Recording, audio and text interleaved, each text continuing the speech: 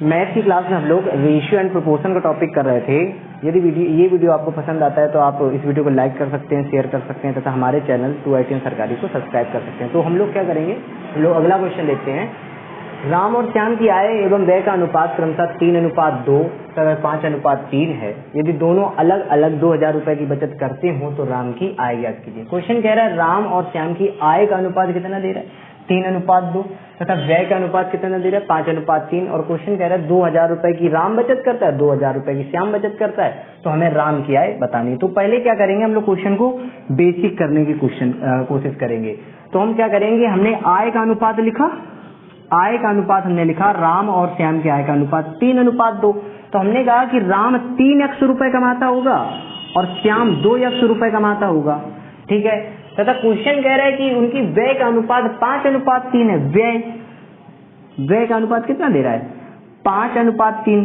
तो हमने कहा कि यहाँ पे जो राम व्यय करता है वो 5y रुपए व्यय करता है, क्योंकि यहाँ का कांस्टेंट टर्म अलग होगा, यहाँ का कांस्टेंट टर्म हमें x माना है, यहाँ का हम y मान लेंगे। तो राम व्यय करता है 5y रुपए और श्याम व्यय करता है कितना, 3y रुपए, ठीक है। अब क्या करेंगे, बचत हमारी दी जा रही 2000 रुपए। तो यहाँ से हम बेसिक क्वेश्चन करने के लिए एक इक्वेशन मेक कर रहे हैं कि बचत कब निकलती है। बचत का फार्मूला ये होता है कि अगर आय से हम व्यय को घटा दें, आय से अगर हम व्यय को घटा दें तो हम जान जाएंगे कि बचत कितनी हो रही है। तो इसका मतलब ये हुआ कि राम 3x रुपए कमाता है जिसमें से 5y रुपए खर्चा कर देता है, तो कुल मिला के इसके पास कितने रुपए की बचत हो जाती, 2000 रुपए की, ठीक है। अगर श्याम का चेक किया जाए तो श्याम 2x रुपए कमाता है और 3y रुपए खर्चा कर देता है, तो कुल मिला के इसकी भी बचत 2000 रुपए हो जाती है। तो पहला समीकरण ये है और दूसरा समीकरण ये है। देखने में ये दोनों समीकरण में कैसे लग रहे हैं, बराबर, ये भी 2000 के बराबर है, ये भी 2000 के बराबर है। तो हम क्या करेंगे, इन दोनों समीकरणों को इक्वल करने के लिए हम क्या लिख लेंगे, 3x - 5y लिख लेंगे और बराबर लगा देंगे 2x - 3y। यहाँ पे हम x और y का रेशियो निकालने वाले हैं, x और y का रेशियो। तो चेक करें जरा, 3x से ये 2x घट जाएगा आके तो x बचेगा, 5y से 3y घट जाएगा तो यहाँ 2y बचेगा। तो कुल मिलाकर हम कह सकते हैं, ध्यान से देखना, कुल मिलाकर हम कह सकते हैं कि x बटे y बराबर आएगा 2/1, या x और y का रेशियो कितना बनेगा, 2:1। अब क्वेश्चन हमसे क्या कह रहा था, क्वेश्चन कह रहा था राम की आय ज्ञात कीजिए, ठीक है। तो क्वेश्चन को करें कैसे, 2:1 का यहाँ रेशियो बन रहा है, इस 2:1 को हम या तो समीकरण 1 में रख लें आके, मतलब x की जगह 2 रख लेंगे, y की जगह 1, और यहाँ से 1 की वैल्यू निकालेंगे। तो हम क्या कर रहे हैं, x अनुपात y का मान हम समीकरण 1 में यहाँ पे रखे ले रहे हैं। तो x की जगह हम 2 रख देंगे और y की जगह 1 रखो आके जरा। तो 3, x की जगह हमें कितना रखना है, 2, और माइनस लगा के 5, और y की जगह हमें कितना रखना है, 1, और कुल मिला के यहाँ वैल्यू कितनी दिखाई पड़ रही, 2000। यहाँ से हम 1 की वैल्यू निकाल लेंगे। तो 3 दूना 6 और 5 1 5, 6 से 5 चला गया, मतलब 1 की वैल्यू कितनी आ गई, 2000 रुपए, ठीक है। क्वेश्चन कह रहा है राम की आय ज्ञात कीजिए। तो राम की आय हमें कितनी दिख रही है, 3x। ध्यान से देखना, राम की आय हमें 3x दिख रही है, तो यहाँ पे हम रख लेंगे 3x, ठीक है। राम की आय 3x, यहाँ पे हम 3x रख लेंगे, हम राम की आय निकालने वाले हैं, ठीक है। यहाँ पे 3x में x का मान रख दिया जाएगा, तो कुल मिला के हम कहेंगे ये 6 आ गया है। x का मान रखने से, x बराबर हमने 2 रखा है, तो हम कह रहे हैं कि 3x का मान 6 आ गया। अब हमें राम की आय बतानी है, तो 1 की वैल्यू जो हमने निकाली थी उसका इस 6 में गुणा करा देंगे। तो कुल मिलाकर हम कह सकते हैं राम की आय कितनी होगी, 6 दूनी 12000 रुपए। राम की आय कितनी होगी, 12000 रुपए। ये तो क्वेश्चन लगाने का एक बेसिक सा मेथड हुआ, ठीक है। अगर क्वेश्चन को हम थोड़ा सा इसके कंपैरिजन में थोड़ा सा जल्दी लगाना चाहते हैं, तब हम क्या कर सकते हैं, उसका एक दूसरा मेथड हम दे सकते हैं, क्या, कि राम की आय का अनुपात 3:2, ठीक है। और व्यय का अनुपात कितना ये बता रहा है, व्यय का अनुपात ये दे रहा है 5:3। अब यहाँ पे हम समझना चाहेंगे या समझेंगे कि जिस व्यक्ति की आय हमें निकालनी है उसका यहाँ मान रखेंगे, ठीक है। राम की आय यहाँ कितनी दिख रही है, 3, तो 3 का मान रख लिया जाएगा, ठीक है। उसके बाद राम बचत कितने रुपए की करता है, उसका यहाँ पे गुणा करा देंगे आके। तो हमने कहा कि 3 रुपए कमाता है तो हमने 3 रख लिया, और राम बचत करता है 2000 रुपए तो हमने 3 में 2000 का गुणा करा दिया। फिर उसके बाद क्या किया जाता है, व्यय के अनुपात का या व्यय के अनुपात के अंकों का अंतर देखा जाता है कितना है। तो व्यय के अनुपात के अंकों का अंतर 5 और 3 का अंतर कितना है, 2। इस 2 का भी यहाँ पे गुणा करा लेते हैं। आखिरी स्टेप ये होता है कि हम क्या करेंगे, इस 3:2 और 5:3 में क्रॉस प्रोडक्ट का डिफरेंस निकालेंगे। क्रॉस प्रोडक्ट का डिफरेंस मतलब बज्र गुणा का अंतर, और उस बज्र गुणा के अंतर का इसमें भाग दे देंगे। तो चेक करें जरा, 3 त्रिका 9 और 5 दूनी 10, 9 और 10 का डिफरेंस 1 होता है तो उसका हम भाग दे देंगे। तो राम की आय हमें बतानी है तो इसका गुणा करा दो जरा, 3 दूना 6 दूनी 12। तो राम कितने रुपए कमाता होगा, 12000 रुपए। इसी प्रकार अगर हम श्याम की बताना चाहते हैं तो उसकी भी हम निकाल के आपको दिखाई दे रहे हैं। जैसे हमें श्याम की आय बतानी है तो श्याम की आय यहाँ कितनी दिख रही है, 2। श्याम कितने रुपए बचाता है, श्याम भी 2000 रुपए बचाता है, ठीक है। खर्चों का अंतर कितना है, 2, तो 2 रख लिया जाएगा। और क्रॉस प्रोडक्ट या बज्र गुणा का अंतर ने कितना निकाला था, 1, तो 1 भी रख लेंगे। तो कुल मिला के हम कह सकते हैं 2 दूनी 4 दूनी 8, श्याम 8000 रुपए कमाता होगा तथा राम कितने कमाता होगा, 12000 रुपए। क्वेश्चन में राम का पूछा गया तो मेरा आंसर आ जाएगा 12000 रुपए। अगला क्वेश्चन हम लोग देखते हैं, ए और बी की आय एवं व्यय का अनुपात क्रमशः 8:11 व 7:10 है। यदि प्रत्येक व्यक्ति मतलब ए और बी 1000 रुपए की बचत करता हो, मतलब ए भी 1000 रुपए बचा रहा है, बी भी 1000 रुपए बचा रहा है, तो दोनों की आय ज्ञात करो। मतलब हमें ए की आय बतानी है और बी की आय बतानी है। तो क्वेश्चन को हम क्या करेंगे, अब क्वेश्चन को हम अपने कॉन्सेप्ट मेथड से करेंगे, ठीक है। हमें बेसिक लगाने की कोई जरूरत नहीं, बेसिक मेथड हमने आपको बता दिया। आप बेसिक लगाना चाहे आप बेसिक भी लगा सकते हैं। कॉन्सेप्ट मेथड क्या था कि आय का अनुपात लिख लिया जाएगा। आय का अनुपात ये कितना दे रहा है, 8:11। ये ए और बी की आय का अनुपात है, ठीक है। तो हम लिख लें कि ए और बी की आय का अनुपात 8:11 है। व्यय का अनुपात क्वेश्चन की लैंग्वेज के हिसाब से दिया जा रहा है 7:10, तो व्यय का अनुपात लिख लिया गया। इस मेथड से क्वेश्चन को हम जल्दी कर पाएंगे, ठीक है। जैसे ए की आय पूछी गई तो हमने ये देखना पड़ेगा 1000 रुपए की ये बचत कर रहा है या बी 1000 रुपए बचत कर रहा है। ये मेथड उन्हीं टाइप के या हम कह सकते हैं उन क्वेश्चन में लगेगा जहां पे ए और बी बराबर रुपयों की बचत कर रहे हो। कहने का मतलब ये कि अगर इस प्रकार का क्वेश्चन बना है, आय का अनुपात 8:11 या व्यय का अनुपात 7:10, तो वहां पे हमें ये देखना पड़ेगा कि अगर दोनों व्यक्ति समान रूप से या समान रुपयों में बचत कर रहे हैं, ए अगर 1000 रुपए बचा रहा है तो बी भी 1000 रुपए बचा रहा होगा। अगर क्वेश्चन ये होता कि ए 1000 रुपए बचाता है और बी 2000 रुपए बचाता है, तो क्वेश्चन को फिर हमें बेसिक करना पड़ता, ठीक है। क्योंकि ये समान मात्रा में बचत कर रहे हैं, जितना रुपए ए बचाता है उतने रुपए बी बचाता है, तो वहां पर ये मेथड या हम कह सकते हैं ये कॉन्सेप्ट काम करता है, ठीक है। जैसे मुझे ए व्यक्ति की आय बतानी, ए व्यक्ति की आय, ठीक है। तो हम क्या करेंगे, पहले ए व्यक्ति की आय देख लेंगे कितनी 8 है, तो 8 रख लेंगे, मल्टीप्लाई का साइन लगाएंगे, फिर ये देखेंगे कि इसने बचत कितनी करी है। तो हमने कहा कि बचत इसने 1000 रुपए करी है, तो 1000 का यहाँ पे गुणा करा देंगे, ठीक है। फिर उसके बाद खर्चों का या व्यय का अंतर निकाला जाता है और उसका गुणा कराया जाता है, ठीक। करें जरा, 10 और 7 का डिफरेंस कितना, 3, तो 3 का भी गुणा करा देंगे आगे। उसके बाद क्या, बज्र गुणा का अंतर अपॉन में रखा जाता है। बज्र गुणा मतलब क्रॉस प्रोडक्ट का डिफरेंस अपॉन में रखा जाता है। तो 10 8 80, ठीक है, और 11 7 77, 80 और 77 का डिफरेंस यहाँ कितना बन सकता है, 3। तो यहाँ हम 3 रख लें, 3 से 3 की ये वैल्यू कट जाएगी, तो हम कह रहे हैं कि ए का मान 8000 रुपए आ जाएगा। तो ए की आय कितनी आ गई, 8000 रुपए। ऐसे बी की अगर हमें निकालनी हो तो बी के जरा चेक कर लें, मेथड वही रहेगा। बी की आय यहाँ कितनी दिख रही, 11, ठीक है। बी बचत कितनी करता है, बी भी 1000 रुपए की बचत करता है, ठीक है। खर्चों का अंतर कितना, 3 है, ठीक है। और क्रॉस प्रोडक्ट का अंतर अभी हमने कितना निकाला था, 3। फिर भी चेक कर लें, 10 8 80 और 11 7 77, 80 70 का डिफरेंस 3। तो कुल मिला के हम कह सकते हैं कि 11 और 1000 गुणा हो जाएगा, 11000 रुपए बी कमाता होगा या 11000 रुपए की आय बी की होगी तथा ए की आय कितनी रही होगी, 8000 रुपए। अगला क्वेश्चन हम लोग देखते हैं, किसी राज्य को ए बी और सी में इस प्रकार बांटा गया है कि ए के हिस्से का 3 गुना बी के हिस्से का 4 गुना आपस में बराबर है तथा बी व सी के हिस्सों का अनुपात 5:6 है।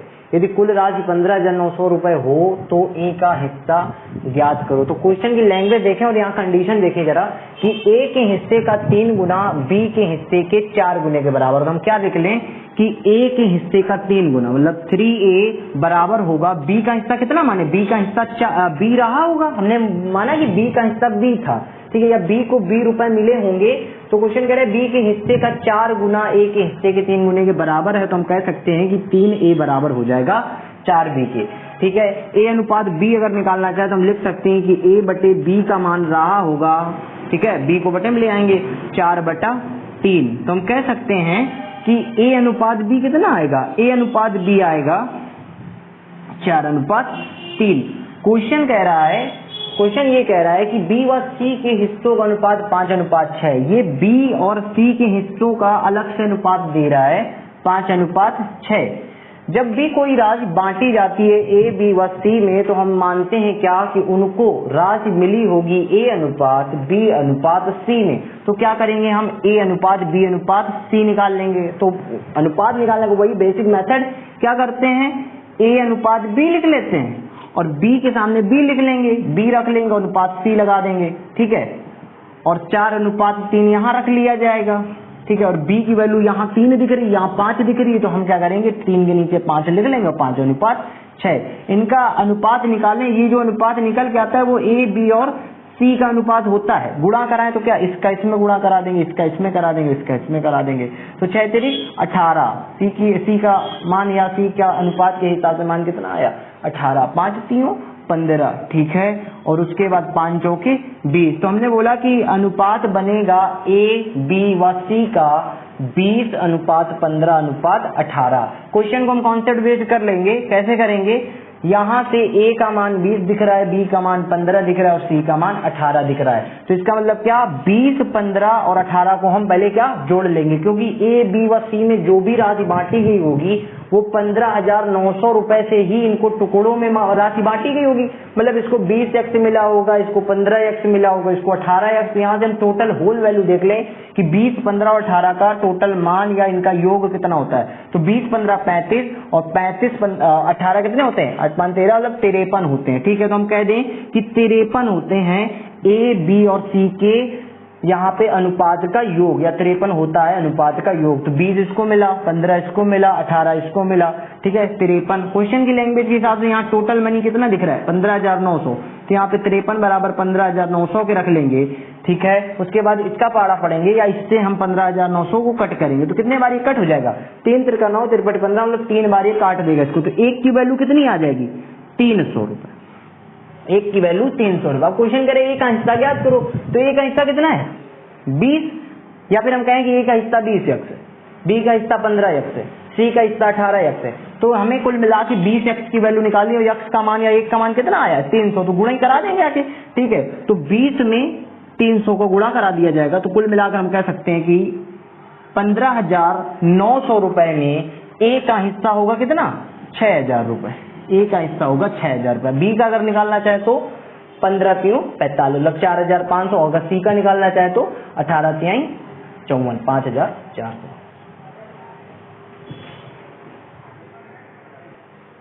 अगला क्वेश्चन हम लोग पढ़ते हैं। 3900 रुपए को ABCD में इस प्रकार बांटा गया कि A अनुपात B बराबर B अनुपात C बराबर C अनुपात D बराबर 2:3 हो तो C का हिस्सा ज्ञात कीजिए। मतलब हमें 4 व्यक्तियों को 3900 रुपए बांटने हैं ABCD को, और जिनके अनुपात हमें दिए गए हैं A अनुपात B, B अनुपात C, C अनुपात D 2:3 के बराबर है।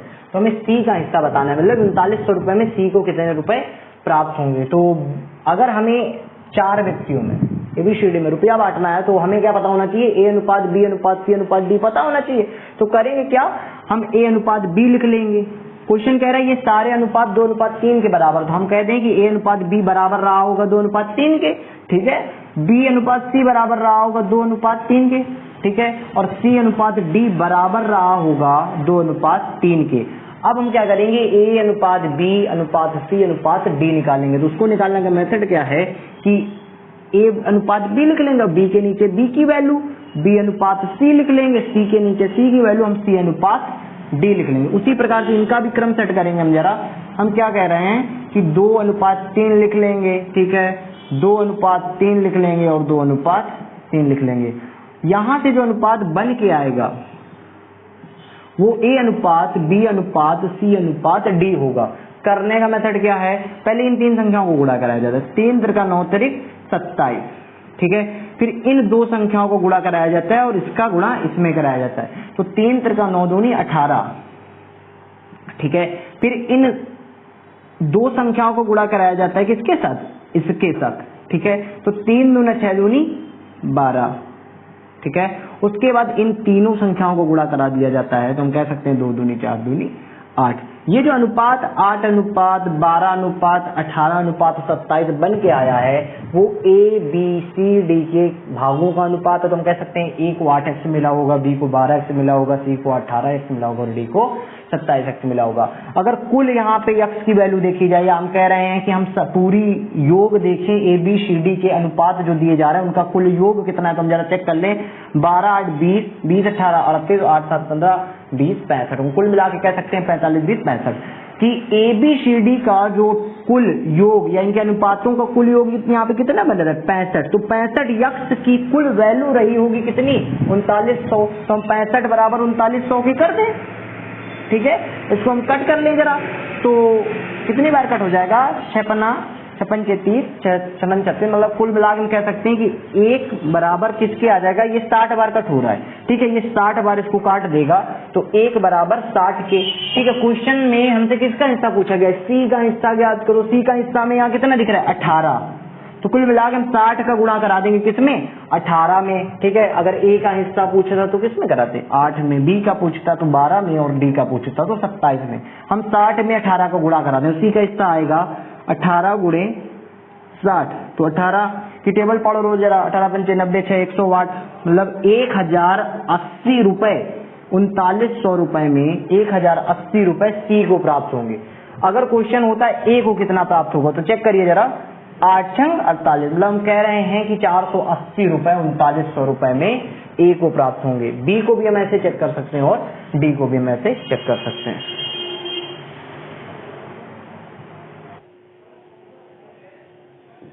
अगला क्वेश्चन देखो, हम लोग देखते हैं किसी धनराशि को ABCD में इस प्रकार बांटा गया कि A अनुपात B बराबर B अनुपात C बराबर C अनुपात D बराबर 1:2 हो तथा A का हिस्सा 1200 रुपए हो, तो D का हिस्सा ज्ञात कीजिए। मतलब हमें A का हिस्सा दे रहा है और A अनुपात B दे रहा है, B अनुपात C दे रहा है, C अनुपात D दे रहा है, किसके बराबर 1:2 के बराबर, और D का हिस्सा हमसे पूछे ले रहा है। तो इसका बेसिक मेथड ये बन सकता है कि हम A अनुपात B रख लेंगे, ठीक है, B अनुपात C रख लेंगे, C अनुपात D रख लेंगे और सबका अनुपात 1:2 रख लेंगे।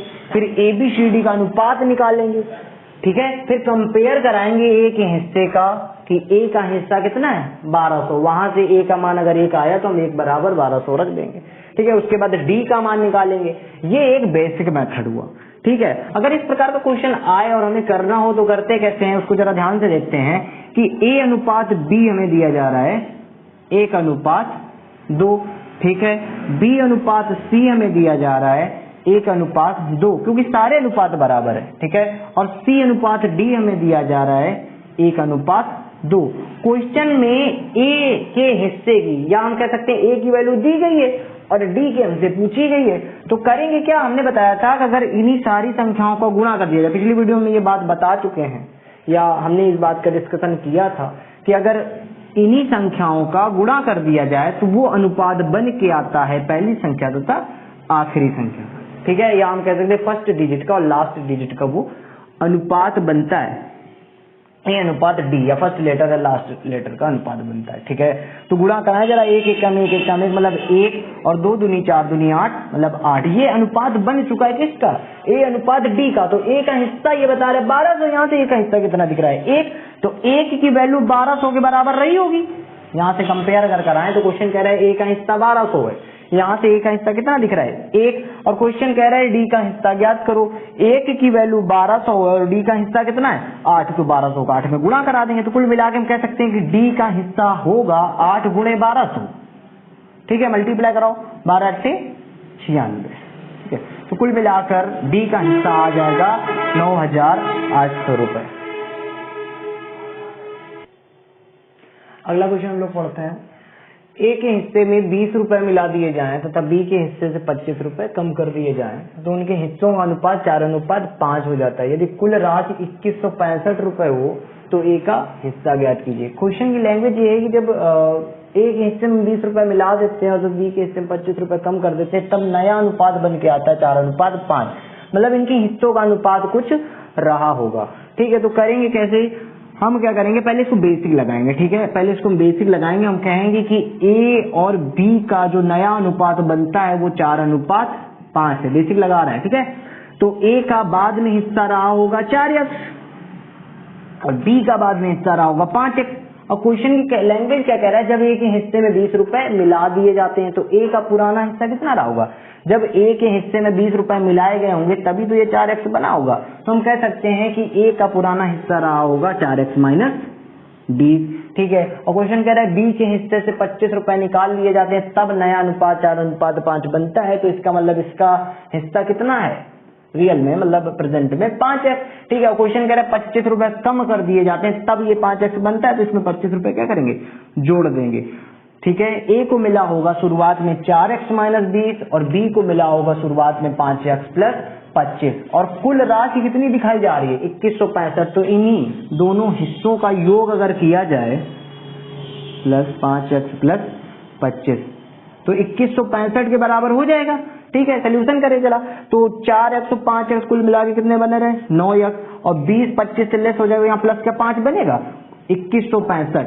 ठीक है, 5 उधर जाके लेस हो जाएगा तो 9x की वैल्यू कितनी आ गई 2160। 9 से 2160 को कट कर लें तो x बराबर 9 2 18 9 4 36 मतलब 240। x की वैल्यू 240 आ गई। क्वेश्चन क्या कह रहा था, क्वेश्चन कह रहा था कि a का हिस्सा ज्ञात करो। तो a का हिस्सा कहाँ, ये 4x - 20। तो हम 4x - 20 की वैल्यू निकालेंगे। यहाँ निकालने जरा 4x का मान कितना रख दें 240।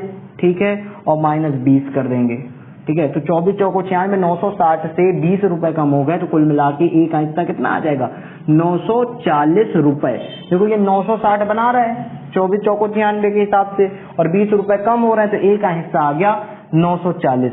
अगर क्वेश्चन को हम थोड़ा सा बेसिक नहीं लगाना चाहते, थोड़ा सा कॉन्सेप्ट बेस्ड करना चाहते हैं तो करेंगे क्या, हम ये सोचेंगे कि ए के हिस्से में 20 रुपए मिलाए गए हैं और बी के हिस्से में 25 रुपए कम किए गए हैं। तो कुल मिलाकर हम यहाँ ये लिख सकते हैं कि ए के हिस्से में +20 किया गया है और बी के हिस्से में -25 किया गया है।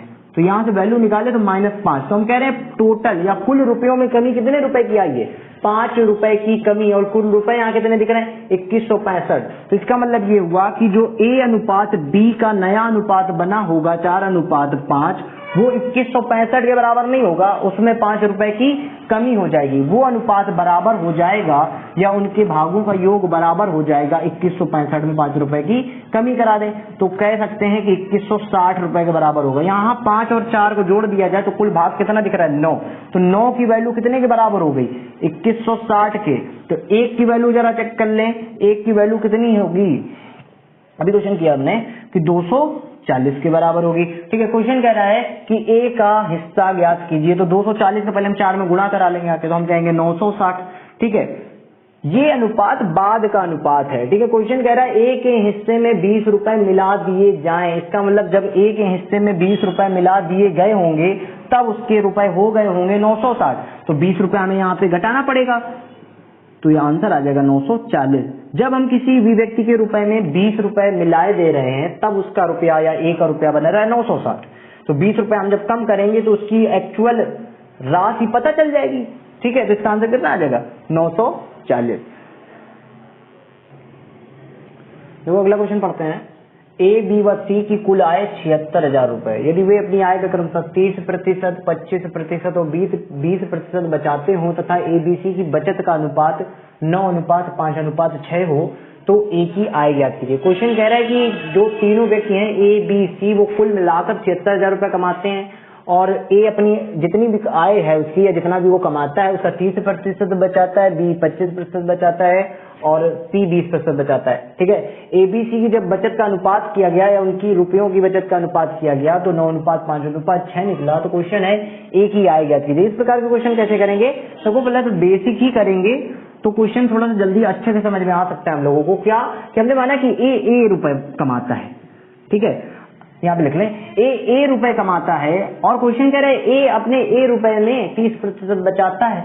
तो अगर ए रुपए कमा के 30% बचाता है तो ए का जो 30/100 या 30% होगा वो कितने रुपए यहाँ के अनुपात के साथ, क्योंकि ये बचत का ही अनुपात है 9:5:6। हम ये भी बोल सकते हैं कि अगर ए रुपए कमाता है तो वो 9x रुपए बचाता है, अगर बी रुपए कमाता है तो वो 5x रुपए बचाता है, अगर सी रुपए कमाता है तो वो 6x रुपए बचाता है, क्योंकि 6x या बचत का अनुपात 9:5:6 है। यहां से कर ले जरा, ए रुपए कमाता है जिसका 30% ये बचाता है, और क्वेश्चन की लैंग्वेज के हिसाब से यहाँ लिख ले जरा, बचत का अनुपात तीनों की ए बी व सी, तीनों की बचत का अनुपात कितना है 9:5:6। तो हम मानेंगे ए 9x रुपए बचाता है, बी 5x रुपए बचाता है, सी 6x रुपए बचाता है। यहाँ क्वेश्चन की लैंग्वेज के हिसाब से ए कुल आय का 30% बचाता है, तो ए का 30% बराबर हो जाएगा किसके 9x के।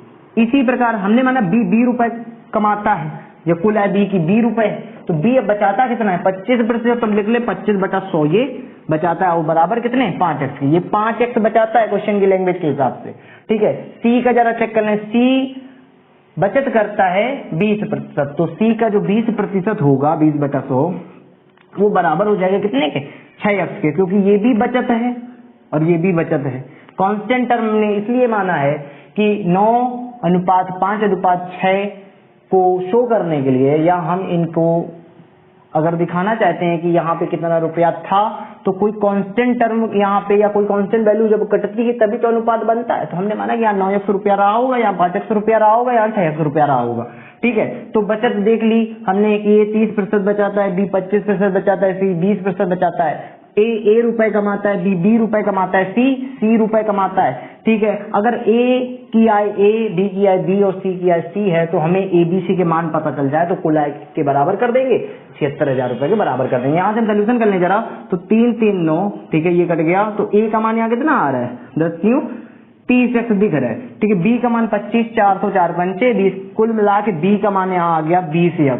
ठीक है, क्वेश्चन को थोड़ा सा जल्दी कैलकुलेशन कर लेंगे। ठीक है, 20 5 5 6 30, तो सी बराबर 30x। हमने कहा कि ए 30x रुपए कमाता है, बी 20x रुपए कमाता है, सी 30x रुपए कमाता है, और टोटल मनी अगर चेक किया जाए तो तीनों मिलकर कितना कमाते हैं 76,000 रुपए। तो टोटल यहाँ चेक करने जरा, 30 20 50 और 30 80, मतलब 80x या a प्लस बी प्लस सी की कुल वैल्यू कितनी दी जा रही है, हम लिख दें जरा, 30x 20x और 30x की कुल वैल्यू है 76,000 रुपए। ठीक है, 76,000 रुपए। ठीक है, 30 30 60 20 80x की वैल्यू कितने के बराबर 76,000 रुपए। ठीक है, तो एक की वैल्यू निकालें या x की वैल्यू निकालें, 8 से इसको कट कर दें, 8 9 72 और 8 9 72 और 8 5 40, मतलब 950 रुपए आ गए। ठीक है, 950 रुपए आ गए x का मान। क्वेश्चन क्या था, क्वेश्चन ये था ए की आय याद करो, ए की आय कितनी दिख रही है 30x। ठीक है, तो x का मान रख देंगे, या हम कह रहे हैं x का यहाँ गुणा करा देंगे आगे, तो 30 में 950 को गुणा करा दो। ठीक है, गुणा कराओ जरा इसका, 00 ये आ गए, 9 3 5 15 3 9 27 28, मतलब कुल मिला के हम कह सकते हैं 28,500 रुपए ए की आय होगी। ऐसे अगर बी की निकालना चाहे तो 20 का गुणा कराएंगे 950, अगर सी की निकालना चाहे तो सी की आय और ए की आय समान है, तो सी की आय कितनी आ जाएगी 28,500।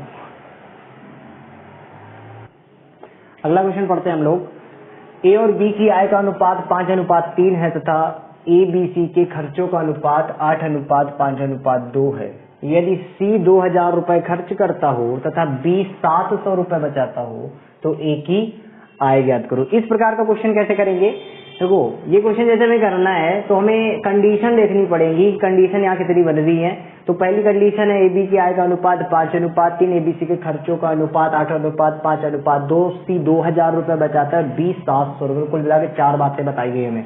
ठीक है, तो हम लिख लें जरा, देखो क्वेश्चन को आसानी से कर पाएंगे, ध्यान से देखना।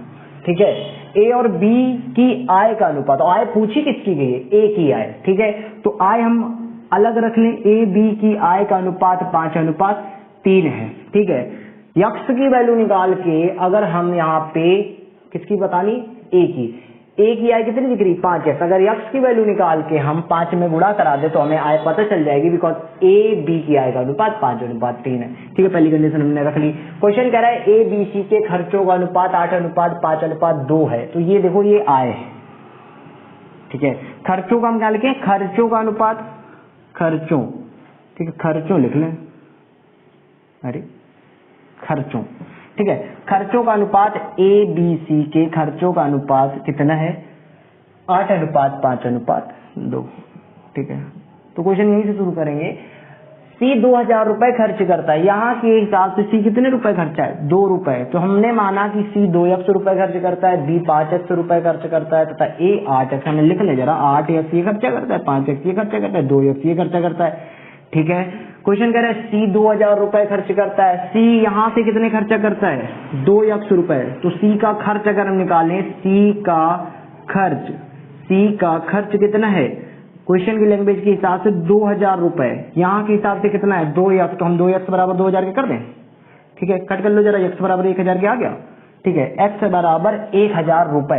क्वेश्चन कह रहा है बी 700 रुपए बचाता है। तो पहले हम ये देखें कि बी खर्च कितने करता है।